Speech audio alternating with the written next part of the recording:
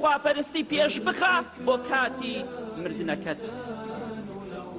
کاتی مردنت بۆیە ئیمامی عومەر ڕەزای خوای لەبێت لە ناو منداڵەکانیدا دانیشت بوو یاری لەگەڵ منداڵەکانی خۆیدا دەکرد.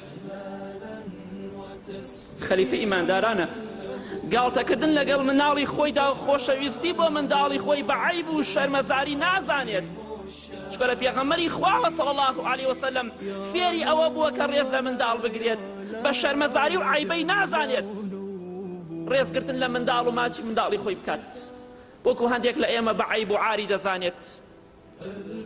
بەڵێ دەفەرمێت عەبدوڵڵای کوڕی عومەر دەفەرمێ باوکم وتی ئەی عەبدوڵڵا بەیانی بیرم خەرەوە فڵان کەس پارەی لامە با بچم پارەکەی بدەمەوە، قەرزاری فڵان کەسە. ئەڵێ فەرمووی باوەی گیان بەتەمای بەیانی هەی بەتەمایە تا بەیانی بژیت. ئیمامی عومەر ڕەزای خوا لێبێ دەستی کرد بە گریان، زۆر گریا هەر بەو شەوە چوو پارەکەی دایەوە، نەی فەرمووی نەک بەیانی بمرم. بەڕاستی ئاوا خۆت بە قیامەت ئامادە بکە.